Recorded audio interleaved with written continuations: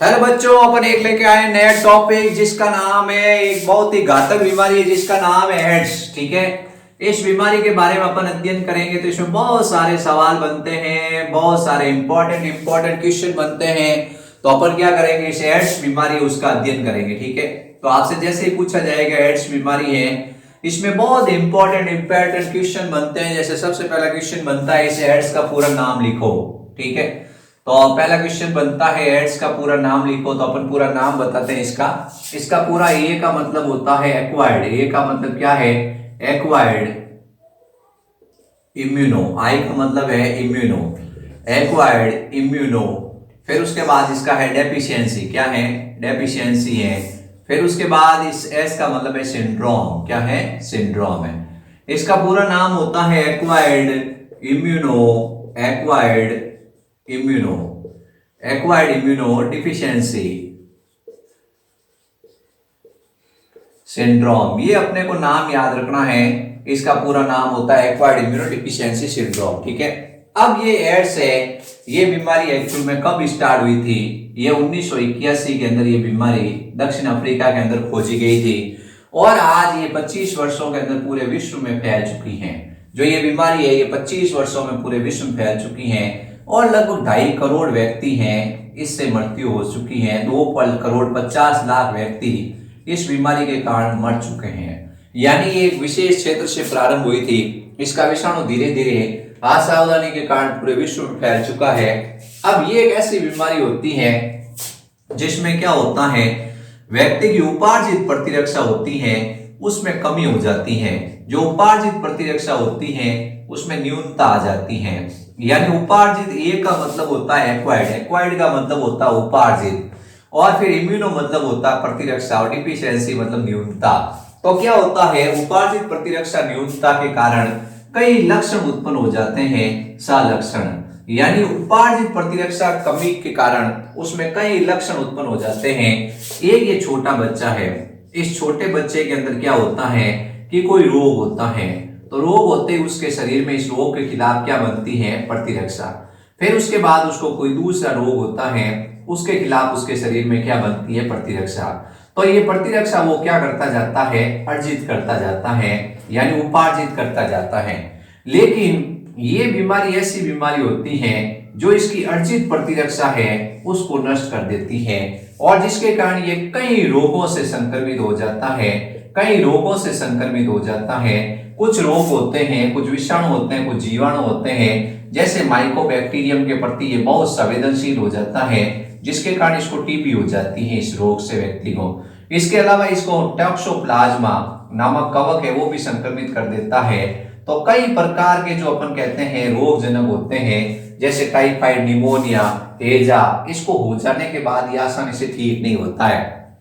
तो ये एड्स जिस व्यक्ति को होता है वो एड्स बीमारी से कभी नहीं मरता है, वो अन्य बीमारी होती है उस बीमारी से मरता है, क्योंकि उसके शरीर में वो वायरस, वो जीवाणु या वायरस आता है और उसकी प्रतिरक्षा कम होने के कारण उसको वो खत्म कर देता है। ठीक है, तो एक्चुअल में जो उपार्जित प्रतिरक्षा होती है वो व्यक्ति अर्जित करता है कई रोगों से संक्रमित होकर। एक छोटा बच्चा जब जन्म लेता है तो उसके आसपास के बाद जो विषाणु होते हैं, जीवाणु होते हैं, उसके शरीर में प्रवेश करते हैं और उसका शरीर उसके खिलाफ प्रतिरक्षा अर्जित करता जाता है, अर्जित करता जाता है। और आपने देखा होगा कि जवान व्यक्ति कम बीमार होते हैं क्योंकि उनमें प्रतिरक्षा बहुत मजबूत होती है। तो इसका मतलब ये एक जन्मजात रोग नहीं है, ये क्या होता है, ये एक अनुवांशिक रोग या जन्मजात रोग नहीं है। यानी अपन कह सकते हैं कि ये व्यक्ति होता है, ये अपने जन्म के साथ लेके पैदा नहीं होता है, अनुवांशिक रोग नहीं है। ये एक्चुअल में क्या है, एक ऐसा रोग है जो कि उसको वातावरण से प्राप्त हो सकता है, यानी उसको किसी ना किसी माध्यम से प्राप्त होगा तो उसकी प्रतिरक्षा कम हो जाती है। अब HIV विषाणु है, इसके ये एक विशेष प्रकार के विषाणु से रोग होता है जिसका नाम होता है HIV विषाणु। ठीक है, तो HIV विषाणु का पूरा नाम पूछा जाता है। H का मतलब होता है ह्यूमन, H का मतलब होता है ह्यूमन, फिर I का मतलब होता है इम्यूनो, ह्यूमन, फिर I का मतलब इम्यूनो और V का मतलब डिफिशियंसी वायरस। पहले अपन डिफिशियंसी वायरस लिखेंगे, तो इसका पूरा नाम होता है ह्यूमन इम्यूनो डिफिशियंसी वायरस। ठीक है, ये पूरा नाम आपको याद रखना है, ह्यूमन इम्यूनो डिफिशिएंसी वायरस, ये नाम याद रखना है। ये एक्चुअल में एक ऐसा वायरस होता है जो कि अपन कहते हैं कि रेट्रो वायरस है। ये एक ऐसा वायरस है जिसको रेट्रो वायरस कहा जाता है, ठीक है। ये सवाल इंपॉर्टेंट है कि ये रेट्रो वायरस है। रेट्रो वायरस का मतलब ये वायरस जिसमें अनुवांशिक पदार्थ आरएनए होता है। ऐसे वायरस जिसमें अनुवांशिक पदार्थ आरएनए होता है उसको कहते हैं रेट्रो वायरस। बहुत इंपॉर्टेंट क्वेश्चन है कि एचआईवी वायरस है वो रेट्रो वायरस है। एचआईवी वायरस का डायग्राम देखेंगे तो इसमें प्रोटीन के 2 आवरण होते हैं और इसमें आरएनए के 2 अणु होते हैं। इन आरएनए के अणुओं से जुड़ा हुआ एक एंजाइम होता है रिवर्स ट्रांसक्रिप्टेज। इस आरएनए से जुड़ा हुआ एक एंजाइम होता है जिसका नाम होता है रिवर्स ट्रांसक्रिप्टेज, ठीक है। तो ये ध्यान रखना है कि इसमें आरएनए के 2 अणु होते हैं और आरएनए इसमें सिंगल स्ट्रैंड होता है। ये भी आपको ध्यान रखना है कि इसमें आरएनए के 2 अणु है और दोनों सिंगल स्ट्रैंड है। इनसे जुड़े हुए 2 एंजाइम होते हैं रिवर्स ट्रांसक्रिप्टेज, ठीक है। इसके चारों तरफ ये प्रोटीन का आवरण है। तो एचआईवी वायरस के सबसे पहले तो पूरा नाम पूछा जाता है, आपसे सवाल पूछा जाएगा एचआईवी वायरस का पूरा नाम बताओ, ह्यूमन इम्यूनोडिफिशिएंसी वायरस। फिर पूछा जाएगा एचआईवी वायरस है उसके अंदर अनुवांशिक पदार्थ क्या है, आरएनए है, यानी ये रेट्रो वायरस है। कैसा है, रेट्रो वायरस है। अब अपन कहते हैं कि एड्स बीमारी फैलती कैसे है। एड्स के फैलने के कारण, यानी क्या कारण है कि एड्स बीमारी होती है। अपन सबसे पहले तो ये है कि ये बीमारी कभी भी छूने से नहीं फैलती है, ध्यान रखना है। किसी व्यक्ति को आप छू लेते हो तो ये बीमारी कभी भी नहीं होती है। किसी व्यक्ति के साथ आप रहते हो तो उससे ये बीमारी नहीं होती है, यानी उसके साथ में आप खाना खाते हो उसके साथ ये बीमारी नहीं होती है। आप उसके साथ में मान लो घूमते हो, खेलते हो, कूदते हो तो ये बीमारी कभी भी नहीं होती है। इस बीमारी के कुछ कारण हैं, उनके कारण ये बीमारी होती है। इसलिए कभी भी इस व्यक्ति को आप हीन भावना से या समाज से पृथक नहीं करना चाहिए। ये एक्चुअली में एक ऐसा प्राणी होता है जो मनुष्य ही है, लेकिन इसके साथ में ये क्या है, वायरस शरीर के अंदर घुस चुका है। ये वायरस किसी व्यक्ति के अंदर तभी फैलेगा जब ये कारण होंगे। सबसे पहले तो होगा असुरक्षित यौन संबंध। असुरक्षित यौन संबंध से ये बीमारी फैलती है। सबसे मेन कारण है असुरक्षित यौन संबंध, ठीक है। यानी एक व्यक्ति क्या करता है, एक से अधिक स्त्रियों के साथ सहवास करता है। एक से अधिक स्त्रियों के साथ सहवास का मतलब है कि कुछ एक से अधिक स्त्रियों के साथ सहवास किया जाता है तब ये बीमारी होती है। यानी कहने का मतलब है वैश्यागमन। वैश्याएं होती हैं, उनके शरीर के अंदर ये वायरस मान लो मौजूद है, ये वायरस मौजूद है और उसके साथ अगर किसी पुरुष ने संभोग किया है तो उस पुरुष को हो जाएगा। वो पुरुष अपने घर आके स्त्री अपनी पत्नी को दे देगा। तो असुरक्षित यौन संबंध या ये वैश्या है, इस वैश्या के संपर्क में 10 व्यक्ति आए 1 महीने के अंदर, तो 10 व्यक्ति क्या करेंगे कि 10 व्यक्ति अपने घर जाकर अपने जो भी परिवार में मान लो पत्नी वगैरह उनको दे देगा। ये वैश्या एक दिन में 1 महीने में 10 व्यक्तियों को मान लो बीमारी फैलाएगी। 1 साल के अंदर क्या करेगी, ये आपको बताना है कि 120 व्यक्तियों को ये बीमारी फैला देगी। तो ये बीमारी क्या होती है, वैश्यागमन से फैलती है ज्यादातर।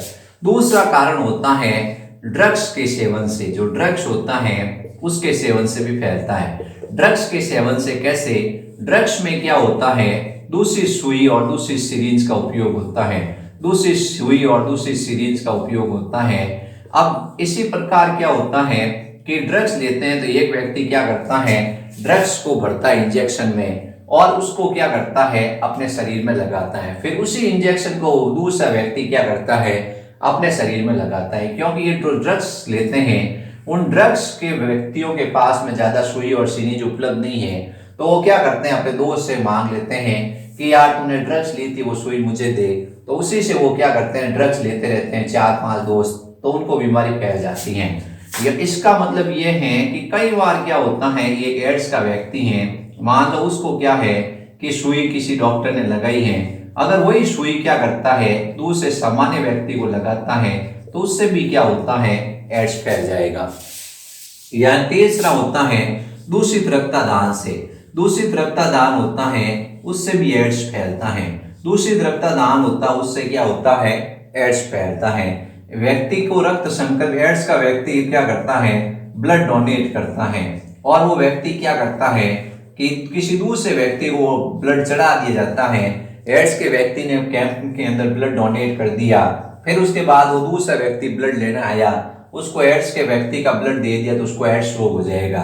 फिर उसके बाद होता है संक्रमित माता से, जो संक्रमित माता है, जो संक्रमित माता होती है उससे शिशु में, संक्रमित माता से अपरा द्वारा उसके शिशु में प्रवेश करता है। ठीक है, ये अपने को ध्यान रखना है। तो इस तरह से एड्स फैलने के मेन कारण है। ठीक है, तो सबसे पहले आप देखोगे अपने आसपास में क्या होता है। ये किसी व्यक्ति को मान लो एड्स है, इस व्यक्ति के शरीर से जो शारीरिक द्रव निकलते हैं, इस व्यक्ति के शरीर से जो शारीरिक द्रव निकलते हैं उनके द्वारा एड्स फैलता है। ये खांसेगा आपके पास में आके, आपको एड्स नहीं होगा। ये छींकेगा आपके पास में, एड्स नहीं होगा। ये आपसे हाथ मिलाएगा, नहीं होगा। इसके शारीरिक द्रव का मतलब ये है, जैसे इसके वीर्य निकलता है शिशन से, तो उससे क्या होगा कि एड्स हो जाएगा। या महिला है, महिला के शरीर में जो योनि भाग है उसके अंदर क्या है, बहुत अधिक मात्रा में शारीरिक तरल होता है, उसके अंदर ये वायरस बहुत अधिक होता है। इसके अलावा दूसरा इसमें शारीरिक द्रव है ब्लड। तो दो चीजें हैं, एक तो उसके जननांग भाग के अंदर क्या होते हैं, जो वीर्य और अन्य तरल पदार्थ महिला से निकलते हैं उनके अंदर ये वायरस बहुत अधिक होते हैं। दूसरा शारीरिक द्रव है ब्लड। ब्लड के अंदर ये HIV वायरस पाया जाता है। ये क्या करता है, प्रतिरक्षा को कमी करता है, प्रतिरक्षा को नष्ट करता है। तो इस व्यक्ति के साथ आप कितना ही समय गुजारो, कितना ही आप इसके साथ बोलो, खेलो, कूदो, कुछ नहीं होगा। अगर आपने ये इनमें से कोई क्रिया नहीं की है, असुरक्षित यौन संबंध, उसके साथ में दूसरी सुई और सिरिंज का उपयोग, उसका रक्त लिया, या संक्रमित माता क्या करती हैं कि माता अपने बच्चे को दूध पिलाएगी, तो ये कभी नहीं होगा। ये भी सवाल पूछा जाता है कि एक स्त्री है जिसको एड्स है, वो अपने बच्चे को क्या करती है, दूध पिलाती है, तो क्या दूध से ये होता है? तो आपको बताना है, ये वीर्य मैंने बताया है महिला के जननांग भाग है, और महिला का जो ब्लड है उससे ये शिशु में जाएगा। दूध के माध्यम से ये कभी भी शिशु के अंदर नहीं जाता है। शारीरिक द्रव याद रखना है, शारीरिक द्रव में दूध आपको हटाना है, ध्यान रखना है। तो इस तरह से क्या होता है, ये HIV वायरस होता है, एक व्यक्ति से दूसरे व्यक्ति में प्रवेश करता है। आज व्यक्ति के अंदर ये HIV वायरस है वो प्रवेश कर चुका है, तो उसके बाद में क्या होता है, इसके लक्षण प्रकट होने में, इसके लक्षण प्रकट होने में कई साल लग जाते हैं। 3 से 10 साल के बाद उसके अंदर लक्षण प्रकट होते हैं कि इसको एड्स हो चुका है। ठीक है, तो सामान्यतः क्या होता है, ये वायरस काफी समय तक निष्क्रिय रहता है शरीर के अंदर, और 3 से 10 साल बाद के अंदर क्या होता है, ये अपने लक्षण प्रकट करता है और उस व्यक्ति को HIV के सिम्टम्स शो होते हैं। HIV का सबसे पहला सिम्टम्स होता है उसका वजन कम होता है, यानी उसका वजन कम होगा, उससे पता चलेगा कि उसको HIV है।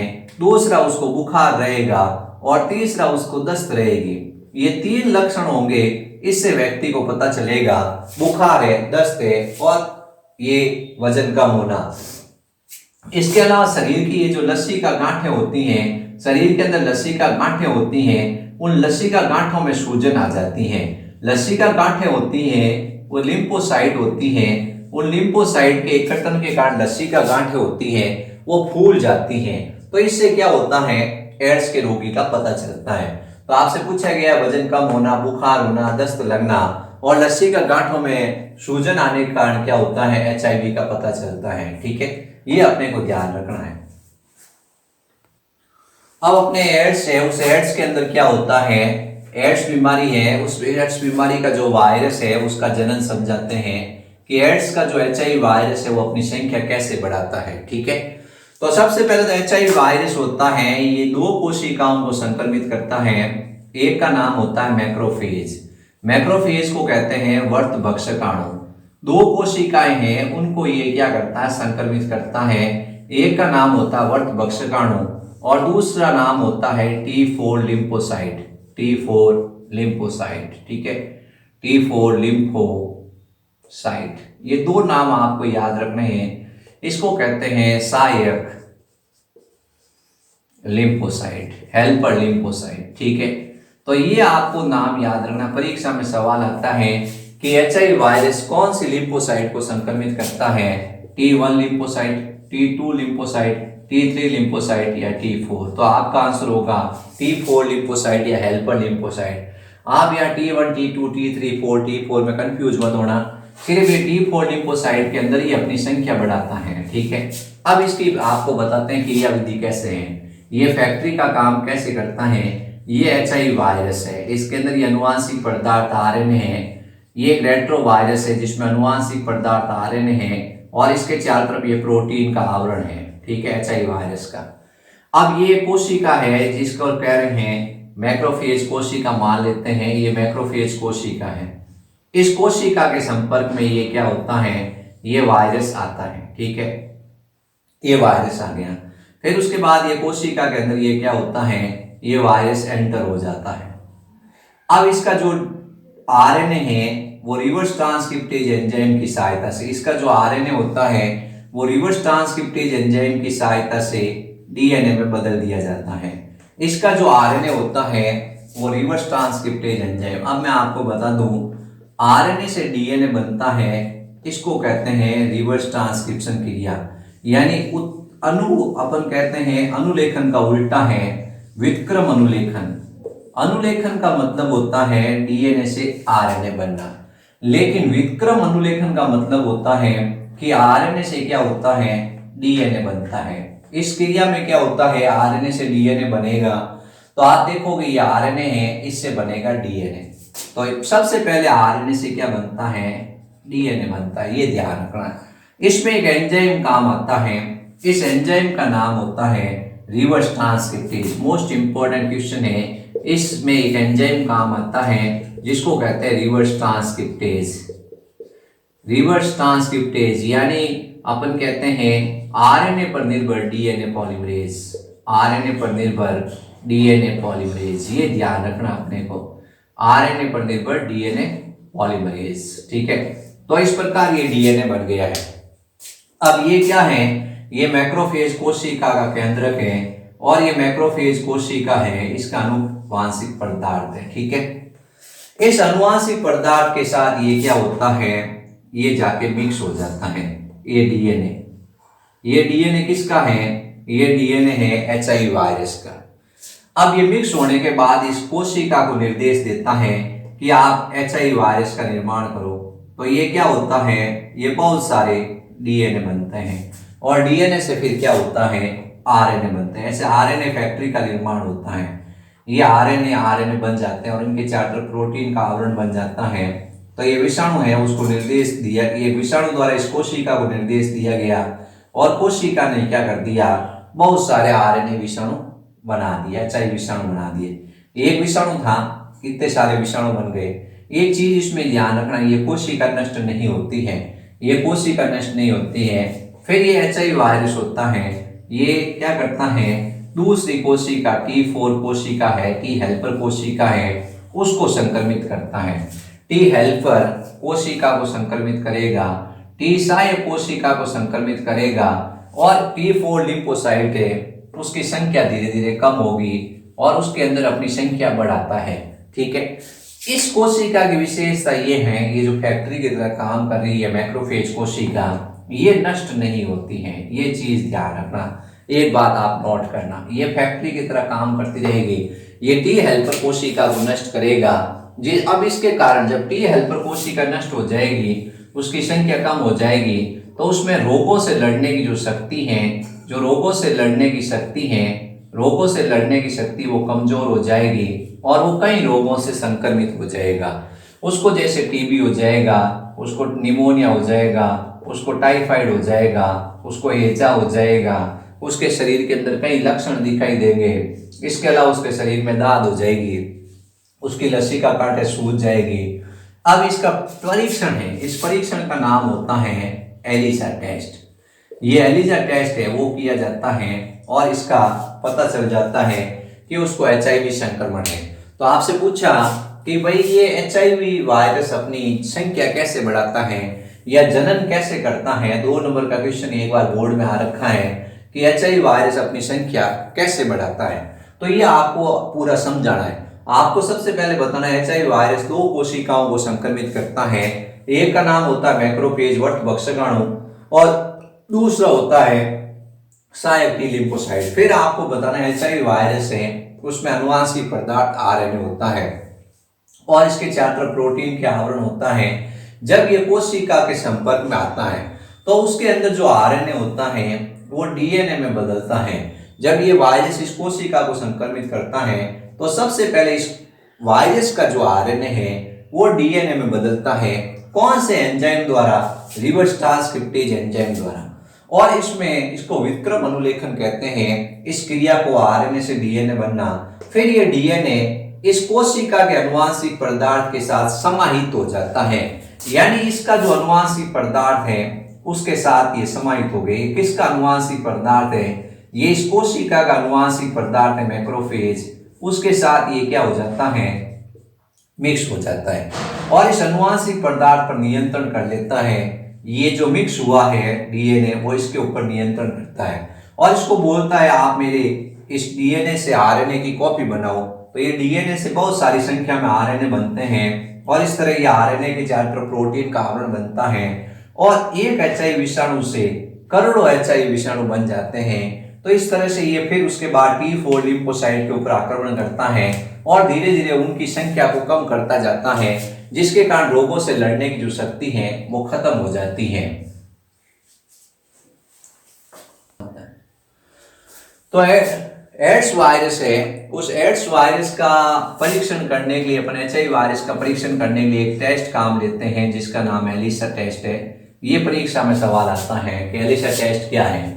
तो एलिसा टेस्ट के बारे में आपको सबसे पहले इसका पूरा नाम बताना है। ई का मतलब होता है एंजाइम, ई का मतलब होता है एंजाइम, एल का मतलब होता है लिंक्ड, जुड़ा हुआ, आई का मतलब होता है इम्यूनो और एस का मतलब होता है सॉर्बेंट और ए का मतलब होता है ऐसे। तो एंजाइम लिंक्ड इम्यूनो सॉर्बेंट ऐसे इसका पूरा नाम है। ये प्रतिरक्षी प्रतिजन सिद्धांत पर आधारित होता है।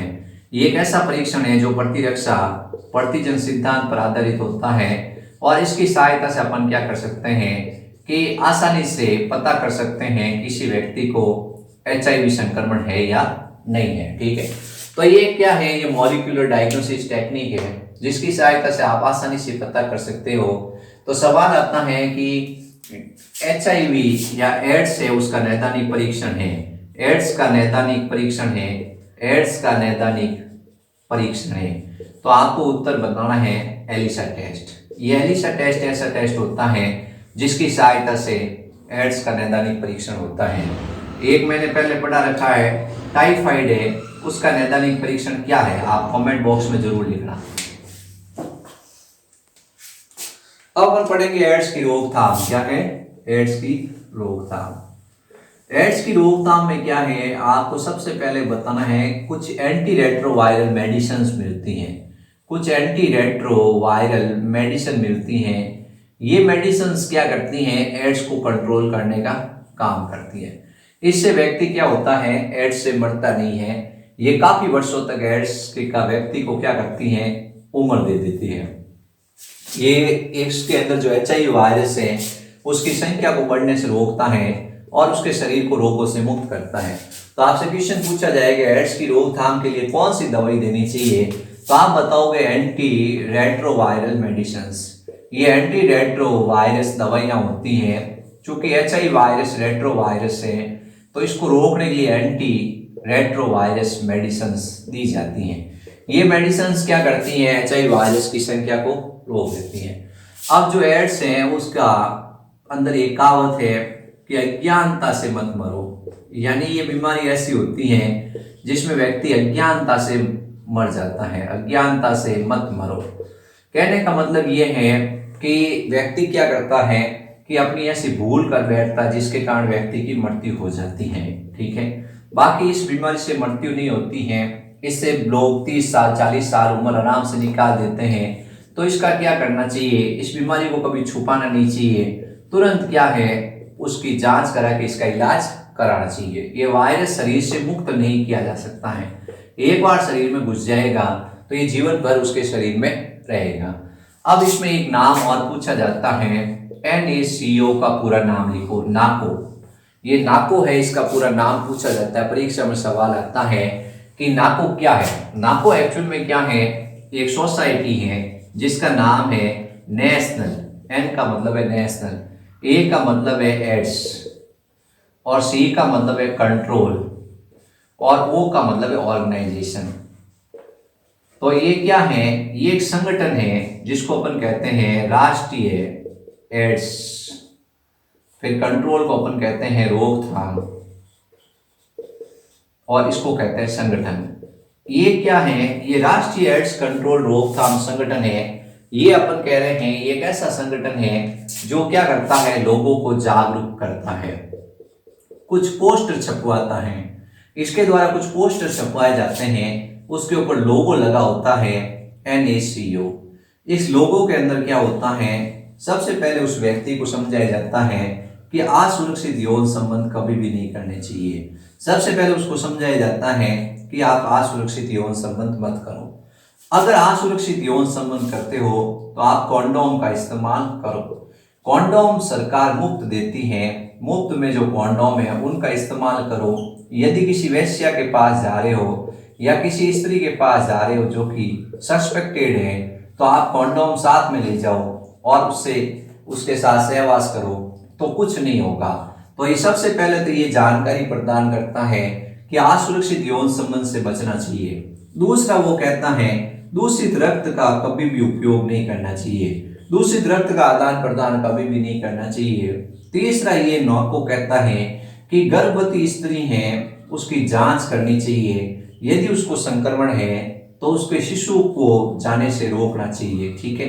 इसके अलावा चौथा तरीका उन्होंने बताया है कि ड्रग्स और ये जो अन्य मेडिसिन है इसका जब भी उपयोग करें तो कभी भी दूषित रक्त और दूषित सिरिंज का उपयोग नहीं करना चाहिए। दूषित सिरिंज और दूषित सुई है उसका कभी भी उपयोग नहीं करना चाहिए। वैसे क्या है कि आजकल राष्ट्रीय एड्स कंट्रोल ऑर्गेनाइजेशन है, ये एक NGO है, इसने निःशुल्क क्या है कि सरकारी अस्पतालों के अंदर सुई और सिरिंज की व्यवस्था कर दी है कि फ्री में सुई और सिरिंज लगाओ और व्यक्ति इन बीमारियों से बचो। तो एक बार सुई लगाने के पश्चात उस सुई को तोड़ने की व्यवस्था होती है, सिरिंज को फेंकने की व्यवस्था होती है। तो ये क्या है, ये तरीका है जिससे व्यक्ति बचा जा सकता है। तो आपको ये ध्यान रखना है कि अगर कहीं एड्स का व्यक्ति हो तो उसके साथ में हीन भावना नहीं दर्शानी है, उसको हेयता की दृष्टि से नहीं देखना है, उसको आपको ऐसा महसूस नहीं कराना है कि तू तो तुच्छ प्राणी है, तेरे अंदर कुछ नहीं है, तो उसको ऐसा कभी नहीं बोलना। आपको समाज में उसके भी बराबर रखना है, क्योंकि जिसके अंदर हो गया है वो मुक्त नहीं होगा। लेकिन ये अगर क्या करेगा, किसी व्यक्ति को नहीं फैलाएगा आसानी से, छूने से, खांसने से। ऐसा नहीं है टाइफाइड निमोनिया की तरह रोग है कि खांसा और हो गया, निमोनिया खांसा और हो गया, तो ये बीमारी ऐसे नहीं फैलती है, ये ध्यान रखना है।